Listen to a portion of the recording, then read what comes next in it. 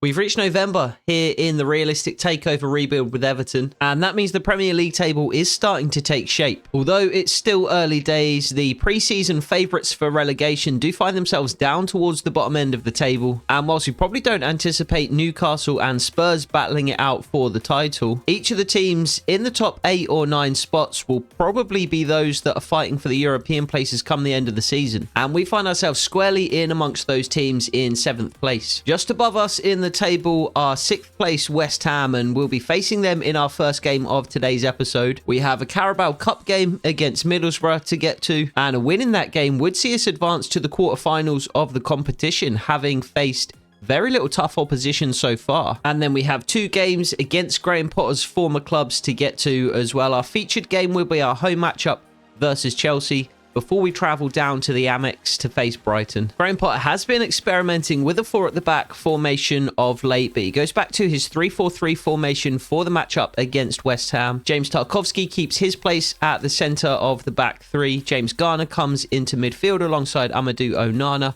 and it's been the same front 3 that Graham Potter has liked to employ this season. Assane Diao and Reece Nelson supporting Cunha in that false 9 role. And this should have been something of a tough away day, but Mehdi Taremi saw red within 3 minutes of the first whistle for this challenge on Amadou Onana. I do feel slightly for West Ham because it didn't look like a red card challenge initially to me. Neither did it look like a red card challenge upon the replay, but it did allow us to dominate the game. Matheus Cunha coming up with a couple of chances early, and it was Matheus Cunha who put the ball in the back of the net for the first time for Everton. Nathan Patterson crossed into the box, and it was an athletic finish from Cunha.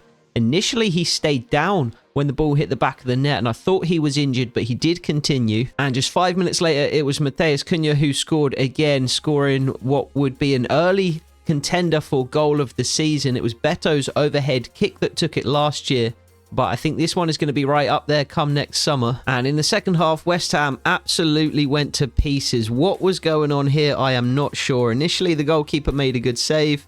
One of the West Ham defenders played it back across for the goalkeeper, I guess, to clear. Reece Nelson tapped it into an empty net. And then this is one of the more bizarre goals that I've ever seen scored on FC24. It was lobbed back to the goalkeeper again with the intention of the goalkeeper clearing. He failed to take a touch, and the ball bounced off him and into the back of the net. It was an absolutely bizarre game and a surprising result. I didn't anticipate going down to the London Stadium and coming away with a 4-0 win, but we're certainly not going to complain. Judging by the results after the game as well, it looks like a lot of scorelines went our way, with Liverpool and Spurs drawing, Man City only managing to get a draw against West Brom as well. And before we jump into our next matchup against Middlesbrough in the Carabao Cup, we are going to try and sign our first Youth Academy prospect of the season. Just like last season, we've had one scout scouring England, the other scouring Spain, but we've specified what we want them to look for this season. We're not particularly deep in terms of young talent across the back 5, and particularly in those wing back positions, so we have had each scout out looking for right backs and left backs. And we may have found our first English Youth Academy prospect of the series in the young Ed Butler. At just 15 years old, he's already worth 850,000 with an overall range of 52 to 70,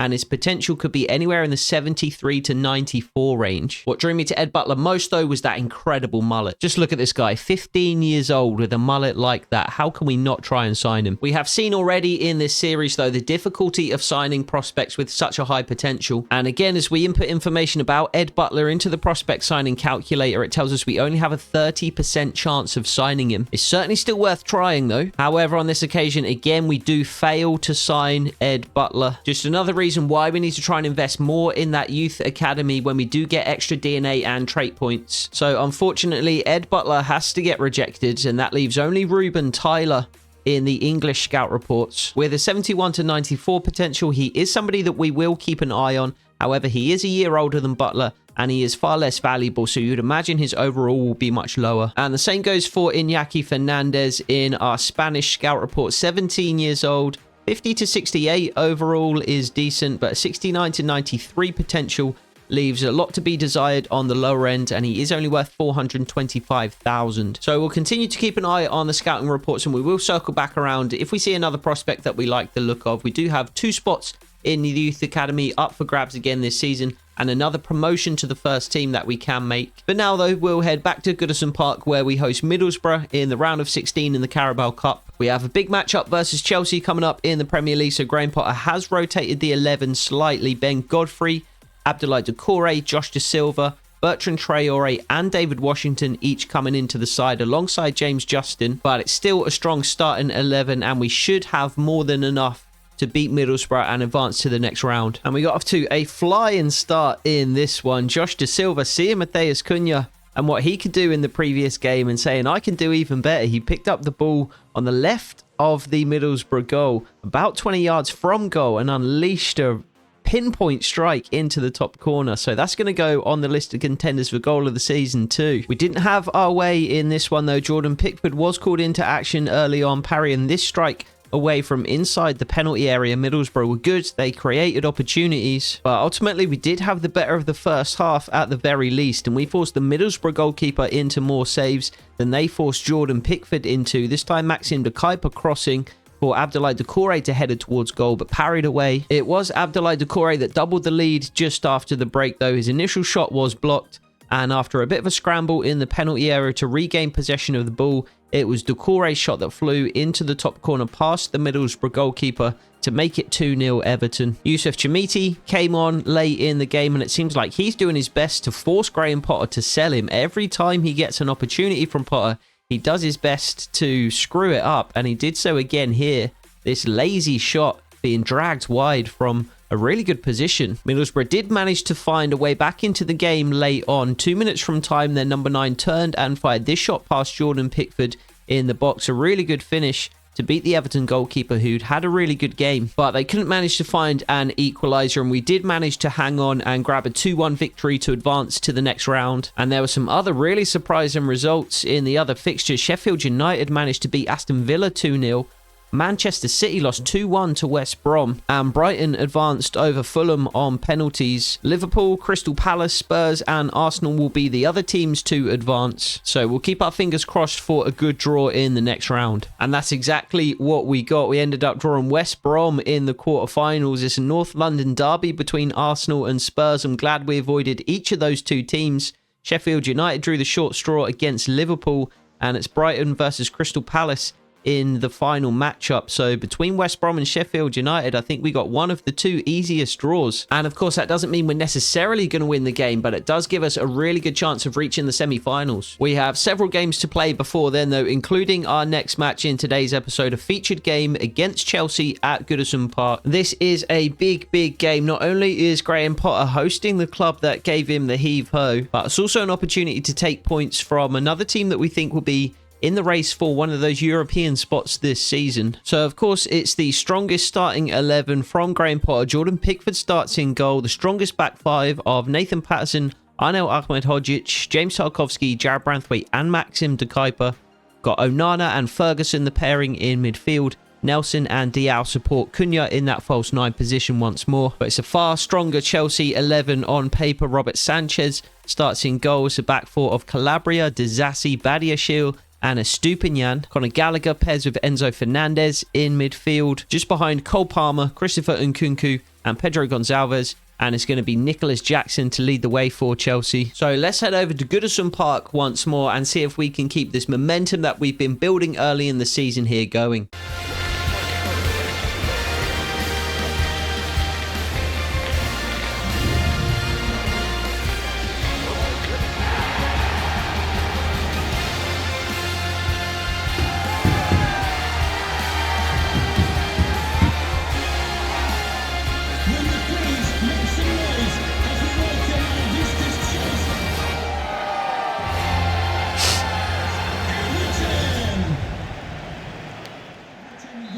So we are back up in the commentary booth at Goodison Park for another home game here in the Premier League.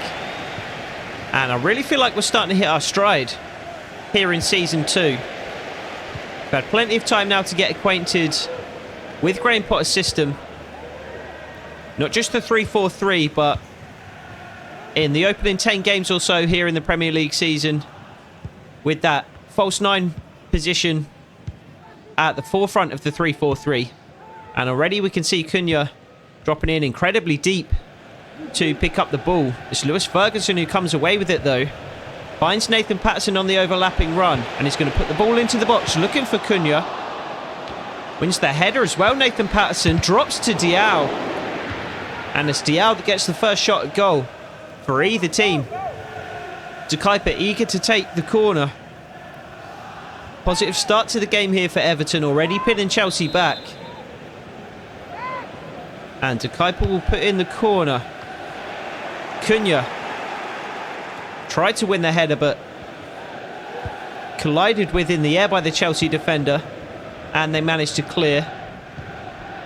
Not sure how Chelsea are going to approach this game, to be honest. That's a bad touch from Ahmedhodzic. Fortunately, Nathan Patterson wins the ball back for Everton.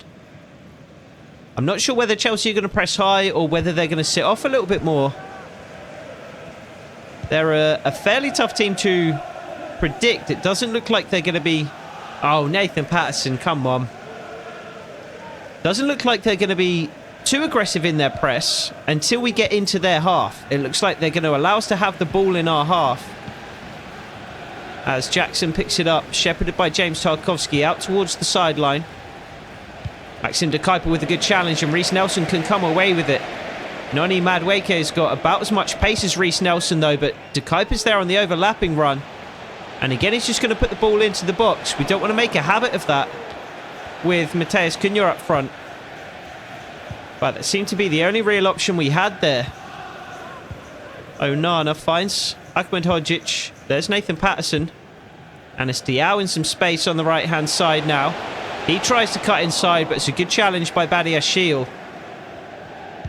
That's something we do want to look to do in this system with Cunha dropping in deep. We want Diao and Nelson cutting in from their respective flanks. And that's exactly what they have been doing. And it's one of the reasons we've scored so many goals in recent games. We've been in really good goal-scoring form to start the season. We've had 4-0 wins in consecutive episodes. Now, to be fair, in the last episode, our 4-0 win was against Shrewsbury Town, so not too much of a feather in the cap, that one. And then our 4-0 win in today's episode was against 10-man West Ham. So a bit more impressive. But when a player gets sent off in the 3rd minute of the game, really you do expect to win that game fairly handily. We did score 3 against Manchester United as well in our last episode.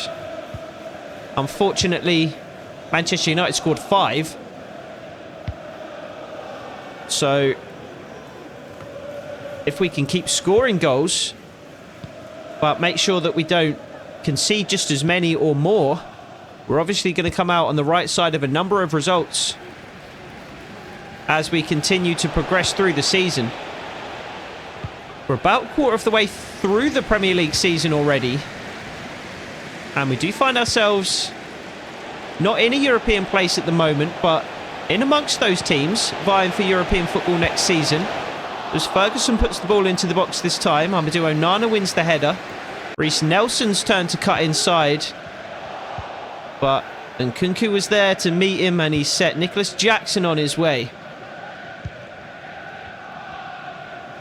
Chelsea not presented too much of a problem for us at the moment in the game so far.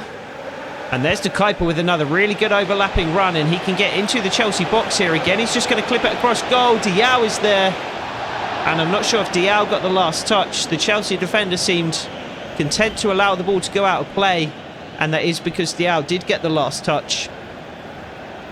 And we haven't really tested Robert Sanchez in the Chelsea goal yet, but we've certainly looked the more dangerous of the two sides in the opening 20 minutes or so. We've possessed the ball in Chelsea's half far more often than they've possessed the ball in ours.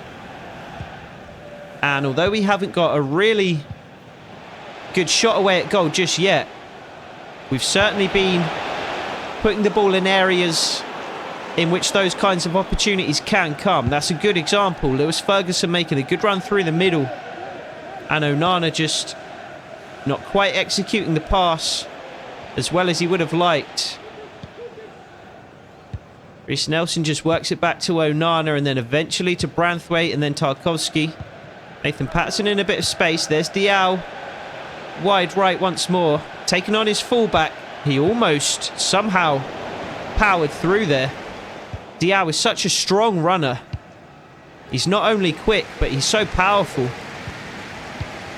And when defenders put challenges in, Diao somehow, even if he doesn't beat them the first time, often finds a way to just brute force his way through anyway. Nice ball clipped down the line from De Kuyper into Reece Nelson. Matheus Cunha just surrounded by Chelsea bodies, and Conor Gallagher gets the challenge in, and it's a really good pass in behind, but Jarrad Branthwaite is all over it. All over it. It was a good run in behind from Nicholas Jackson, and slipped through into him nicely by the Chelsea midfielder. But Jarrad Branthwaite had a step on Nicholas Jackson and just used his body to shepherd him out of the play there. Great challenge, Ahmedhodzic. And he can set Diao away. And he's managed to not only win the ball, but keep it in play. Finds Cunha. Lewis Ferguson through the middle, and just like Onana earlier on, Cunha's put just a bit too much on it for Lewis Ferguson. And it runs through to Robert Sanchez. Again, we win the ball though. First and second balls, we have just been all over today as well. Referee gives Chelsea a free kick there. Gifts Chelsea a free kick. I don't know who this guy is. Some random bald guy, always making a move to some random club. And he's always got a different name, but he always looks exactly the same. No idea who he is. Various aliases by the looks of it. And Lewis Ferguson has stayed down after that strong, firm challenge from the Chelsea man. We'll have to hope that's not a serious injury. And Christopher Nkunku just finds Cole Palmer, and De Kuyper just lumps it clear. And Ferguson is nursing an injury. We'll have to see if he can run it off, or whether he needs to leave the field at some point. We already have Joachim Andersen out for the season with a torn ACL. We're not massively deep in midfield, although we wouldn't be in a desperate situation if Lewis Ferguson was to be out for some time. James Tarkowski now coming across to deal with the run of Nicholas Jackson. We do, of course, have Abdoulaye Doucouré, who could come in for Lewis Ferguson. James Garner too, of course. And beyond that, we also have Josh Da Silva, who's been a surprising standout early in the season. We brought him in on a free transfer from Brentford, just as a bit of depth in midfield. I thought he was fairly comfortably our fifth best centre midfielder. As Chelsea are away on the left-hand side here, Pedro Gonçalves, and he does get into the box beyond Nathan Patterson. Ahmedhodzic comes across to deal with it, but it does go out for a Chelsea corner. But Josh Da Silva, when he has played, has been excellent, and we've seen him score some excellent goals this season as well. Not least in our last match up against Middlesbrough. But he had a good save. Jordan Pickford did well to hold on to that. He scored a fairly similar goal in that 4-0 win against Shrewsbury Town in the last round of the FA Cup as well, picking up the ball on the edge of the box. And Ahmedhodzic was just completely out of his comfort zone there. Not sure how he ended up with the ball wide left, but he did, and it was a poor touch that saw the ball drift out of play. So it certainly wouldn't be ideal if Lewis Ferguson has to come off at half-time, and it's looking like that's going to be the case. But we certainly do have cover. It would be a shame to lose another one of our new signings. Joachim Andersen, of course, one of our marquee signings, as Onana strikes from the edge of the box, and what a save, Robert Sanchez. About 40 minutes into the game, the first real opportunity falls, and it falls to us, and it falls to Matheus Cunha. And with the goal-scoring form that he's been in since he's joined Everton, you would have bet a significant amount of money on him burying that. But Sanchez makes an excellent save. And it is going to be another corner here that Maxim De Kuyper will take. And we're going to make a run across the near post here. And it's a poor one, really. Nelson picks it up, though.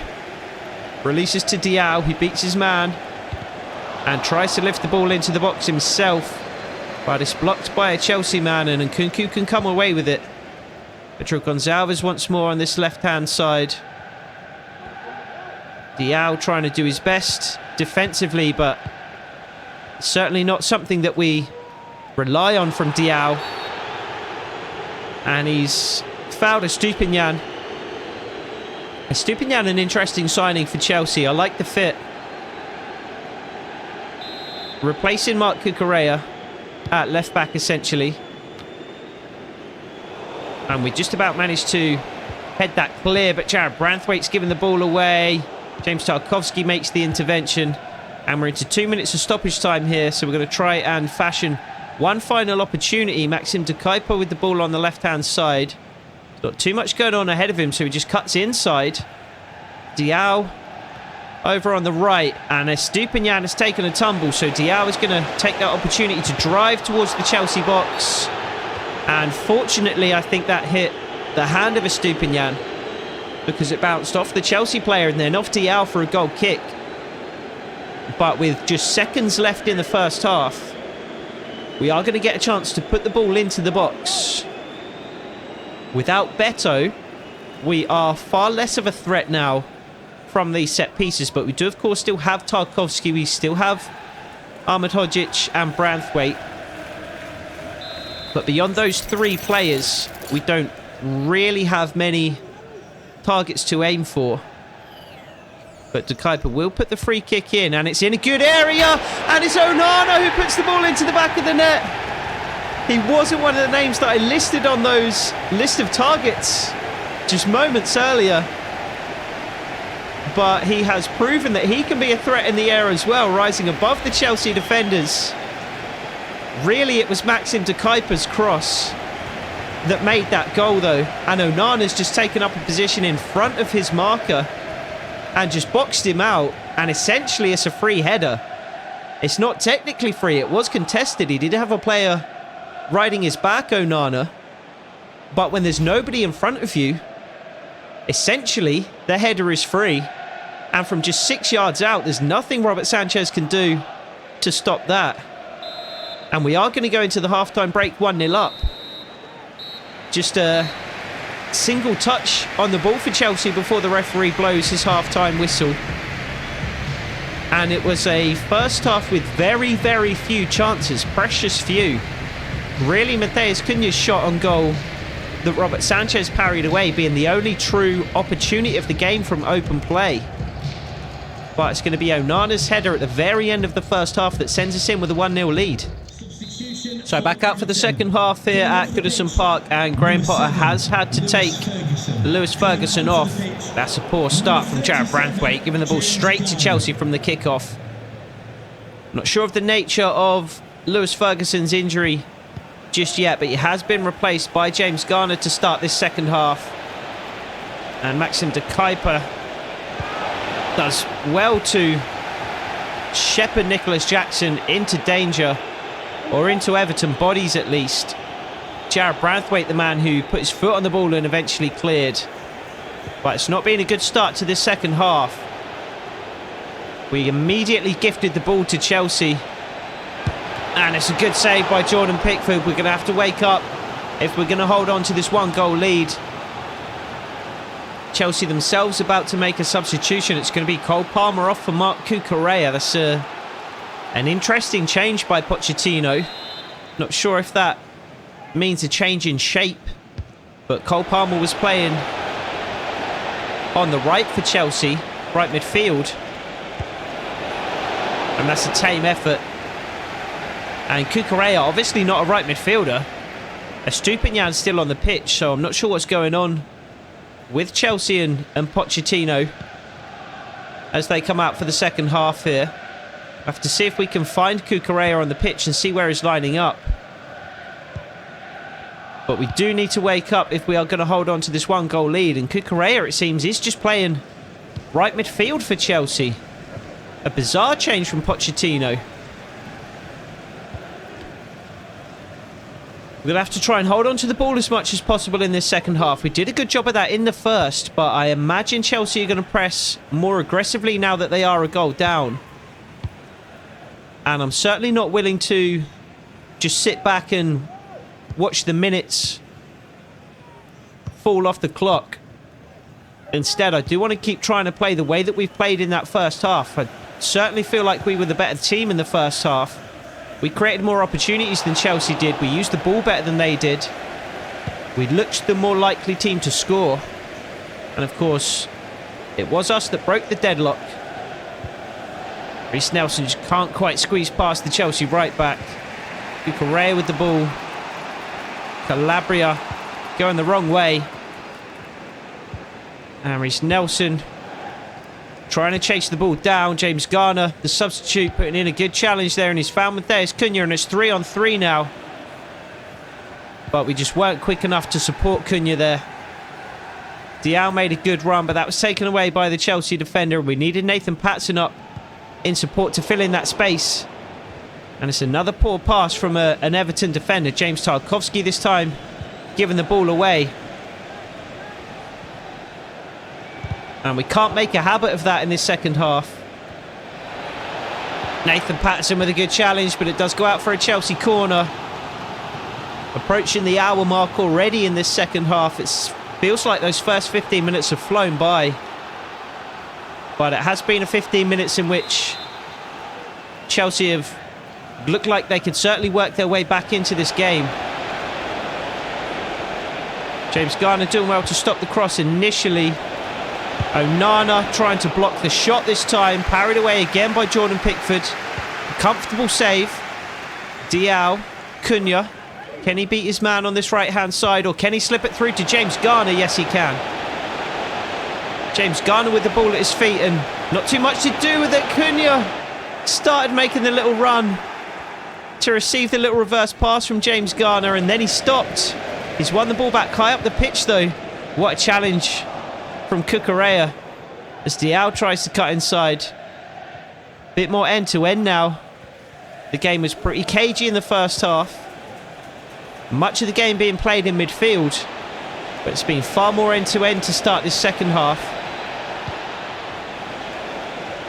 Nathan Patson again trying to stop the cross, and Kunku, Diao back there as well, and laid off to Conor Gallagher. He slips it into Nicholas Jackson. Jared Branthwaite with another good challenge in the penalty area, and De Kuyper hooks it clear. Can Reece Nelson keep it in? Yes, he can. So we are away on this left-hand side. Matheus Cunha, can you make a bit of a better run than that, please? You're running directly into my path. I need to get better at directing those secondary runs, because there is a way with the right stick to instruct Cunha to make a run inside there, rather than to run directly into Reece Nelson's path, which is just not at all useful. I'm not really sure how to do that, though. I'm kind of vaguely aware of how to do it, and I sometimes do it accidentally. But I tried to do it there, and I just ended up doing a random skill move with Reece Nelson. What is Ahmed Hodzic doing all the way up here? It's going to be a free kick for somebody. I think it's going to be a free kick to Everton as Chelsea make a change. We will also make a change here. And I think we have another free kick in a dangerous position that Maxim De Kuyper can put into a dangerous area, and we do. So it will be De Kuyper to put the ball into the box. And again, we'll aim for one of those dangerous targets. It doesn't look like any of our centre-backs are in the box. So it's just going to have to be Reece Nelson instead that we aim for. We don't commit as many players into the box from free kicks as we do from corners, to be fair. We commit several players into the box on corners, but free kicks, we have the slider in a far more conservative position. So those centre-backs aren't going to be in the box in those kinds of situations. Potentially that should be something that we look to address. I tend to think corners are a bit more dangerous than those sorts of free kicks, though. And just in our standard game plan, I don't want to throw too many bodies forward to be caught on a counter-attack. Kuiper slips it into the path of Reiss Nelson as he breaks forward. To Kuiper. Onana. Too much going on ahead of him. A run from Diao takes away the attention of a defender. Nathan Patterson into the box. Across goal. And headed away by, I think, Badia Shield. May well have been Dizassi. But it's going to be Armando Broja to come on for Nicholas Jackson as Chelsea make their final change. Graham Potter with just the one change at half-time so far. Hasn't made any other substitutions yet. Cunha challenges. And you can see we've got far more players in the box from the corner. Really flooding the box for corners. And Dizassi it was who cleared the ball away moments ago. Comes away with it now for Chelsea. Reiss Nelson, good block. 15 minutes to go in the game. And it's gone about as well for us so far as we could expect. We've played well, we've used the ball well, we've created not many opportunities, but we created a couple of decent ones. And Chelsea into the box now, and it's a really good save by Jordan Pickford. We forced the Chelsea striker to take the shot on early. And that meant Jordan Pickford could parry the ball away. Pedro Gonçalves it was. Again, the shot just too close to Jordan Pickford, really. It is a save that you would expect him to make. Pedro Gonçalves, again, though, he's been Chelsea's most dangerous player today, you would have to say. Good challenge from James Tarkowski. Kukurea faced down by James Garner, and Chelsea do have their equaliser. It's Christopher Nkunku, and it has been coming. We had the better of the first half by far. Chelsea have had the better of the second half, and it was a good run from Nkunku, and there was a bit of a dirty block in there from Broja. Look at him blocking off the Everton defender. I'm not sure exactly who it was. I think it was De Kuiper. Using his body well, Broja, in the box. Not sure how legal that is, really. I mean, you see that kind of thing from corners all the time. But just in open play, I'm not sure how much I like that. I mean, he's not making an attempt to get into a position to receive the ball. He's just using his body to block the Everton defender and prevent him from coming across to make a tackle. Kuiper finds Reiss Nelson. Cuts inside. Just finds Onana. Space on the right-hand side for Patterson if we can find him, or for Diao. And Diao takes on his man but can't beat him. As Estupinan's too good a defender to be beaten that easily. And we've left all of our first team 11 on for a prolonged period of time here in the second half to try and see this game out. But they are beginning to tire now, and I think we are going to have to make some changes next time the ball goes out of play. Good challenge to Kuiper. It does fall to a Chelsea man, though. Onana still putting in work in there. Cunha probably going to have to be a player that comes off before too long as well. We do have David Washington on the bench. That wasn't really something I considered before the game, actually. He is on loan from Chelsea, so... No! The ball flashes across the goal line. Jordan Pickford came out to try and deal with that, and he didn't really get anywhere near it. And the ball flashed across the goal line as Diao comes away on this right-hand side for Everton. Estupinan's got some pace, lays it back to Cunha, and it's blocked by Dizassi. 5 minutes left to go. Cunha again found himself in a fantastic position to put the ball into the back of the net. We will make a couple of changes here before we take this corner. So it's going to be two substitutions for Graham Potter. It's going to be Matheus Cunha and Nathan Patterson to go off. Jack Harrison to come on, and James Justin. If I had considered that David Washington was on loan from Chelsea, I wouldn't have put him in the squad. I would have put Shamiti on the bench. Reiss Nelson with a header! 2-1 Everton.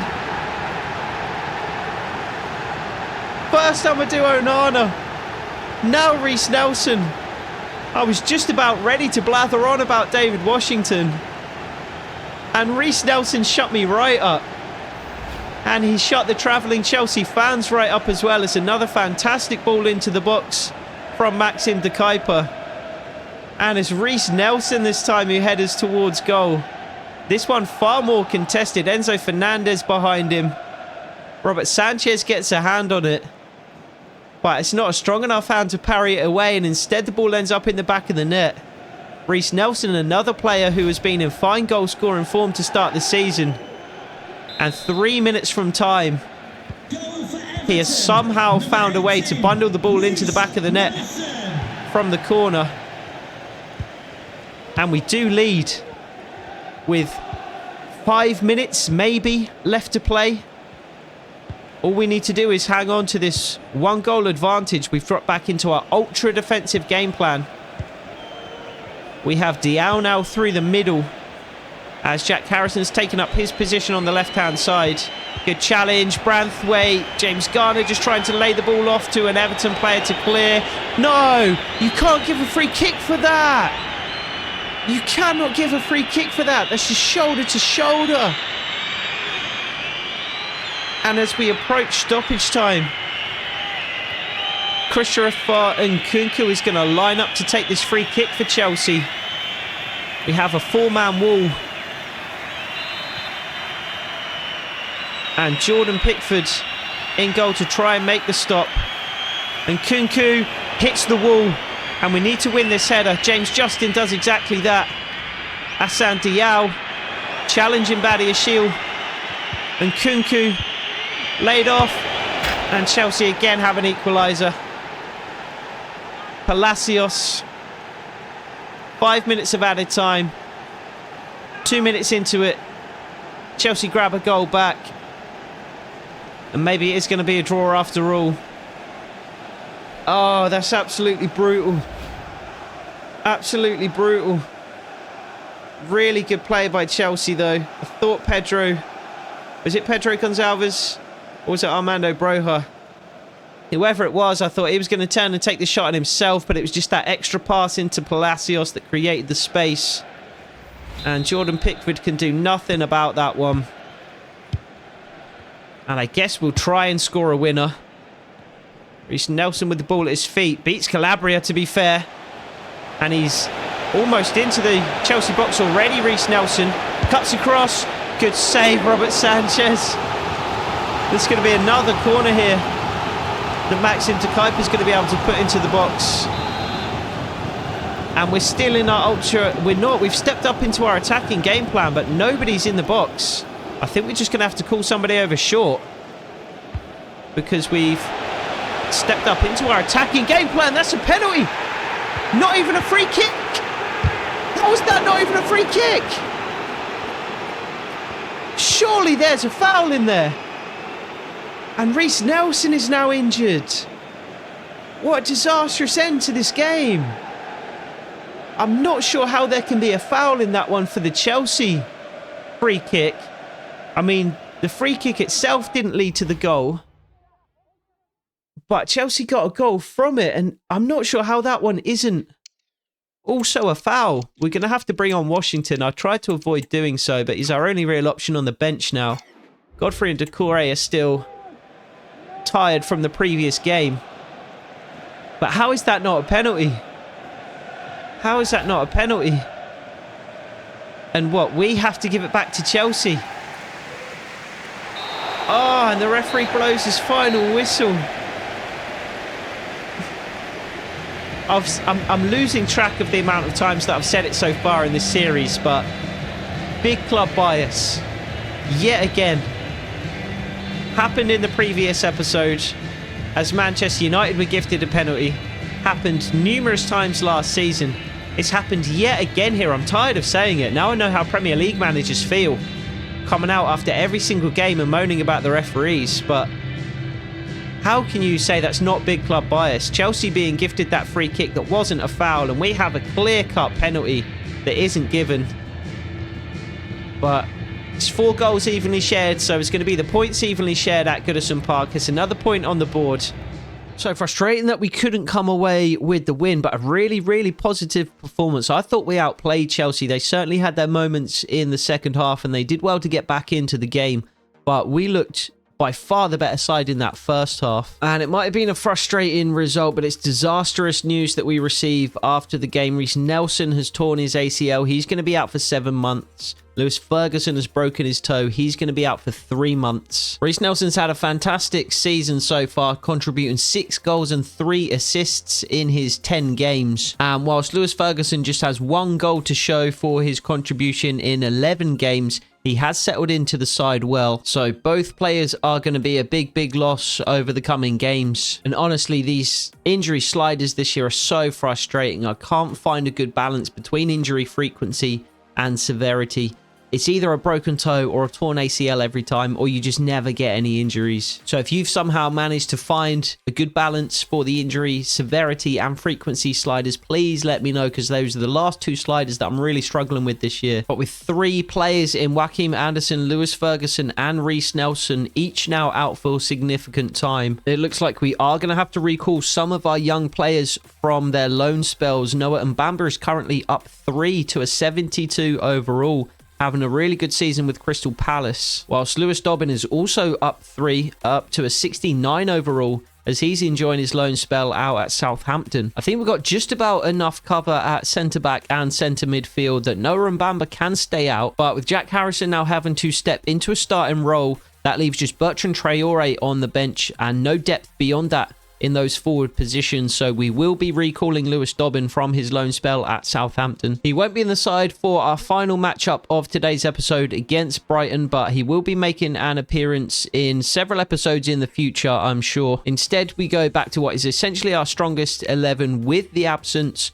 of Reiss Nelson and Lewis Ferguson, Jack Harrison and James Garner stepping into the starting lineup in their stead. And we put in pretty much the perfect away performance here, despite Brighton having 64% possession, more shots than us, almost twice as many passes. We ran out 4-0 winners. Brighton had the best of the opening 20 minutes of the game, but we worked the ball down the right-hand side really well to set Matheus Cunha free on a quick counter-attack.